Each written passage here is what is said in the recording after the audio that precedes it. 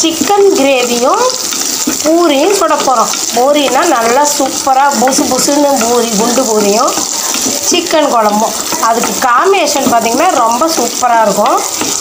சின்ன வெங்காயம் ஒரு 1/4 கிலோ எடுத்து நல்லா எண்ணெயில் ஃப்ரை பண்ணிக்கலாம். பார்த்திங்கன்னா 2 பட்டை 4-5 லவங்கம். அப்புறம் பார்த்திங்கன்னா காரத்துக்கு நம்ம மிளகாத்தூள் மிளகாய் கம்மியாக தான் சேர்த்த போகிறோம். மிளகு தான் நிறையா சேர்த்த போகிறோம். இது மிளகு சிக்கன் குழம்பு, அதனால் மிளகு அதிகமாக சேர்த்துக்கலாம். நல்லா ஃப்ரை பண்ணிக்கலாம்.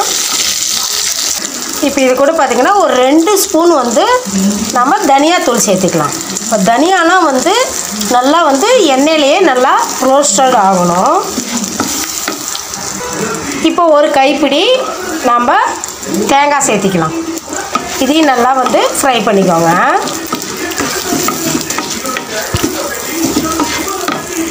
இப்போ இது கூட ஒரு ஸ்பூனு சோம்பு கசகசா சேர்த்திக்கலாம். இதையும் நல்லா ரோஸ்டட் பண்ணி எடுத்துக்கோங்க. நல்லா ஃப்ரை ஆகிடுச்சு ஆனியன்லாம். இது கூட நல்லா ஒரு கைப்பிடி கருவேப்பிலையும் முந்திரி நாளும் சேர்த்திக்கலாம்.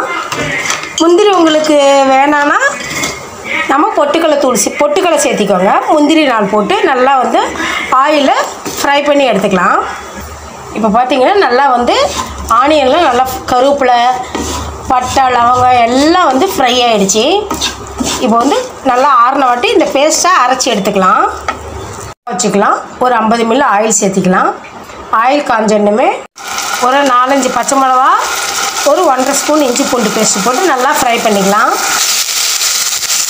இஞ்சி பூண்டு பேஸ்ட்டு பச்சை மிளகாலாம் நல்லா ஃப்ரை ரோஸ்ட் ஆகட்டும். இப்போ நம்ம அந்த அரைச்சி வச்சுருந்த பேஸ்ட் இது கூட சேர்த்துக்கலாம். நம்ம அந்த பேஸ்டெல்லாம் சேர்த்தன வாட்டி தான் நம்ம சிக்கன் இது கூட சேர்த்த போகிறோம். இப்போ பார்த்திங்கன்னா இதில் நம்ம சிக்கனை சேர்த்திக்கலாம். இந்த மிளகு சிக்கன் குழம்பு அவ்வளோ டேஸ்ட்டாக இருக்கும். பூரி சப்பாத்திக்கெலாம் சாப்பிட்டுக்கிட்டே இருக்கலாம். சைடிஷாக வச்சோன்னு வைங்க, அப்படியே ஹோட்டலில் கிடைக்கிற டேஸ்ட் அப்படியே கிடைக்கும் நமக்கு. நல்லா கலக்கிக்கோங்க.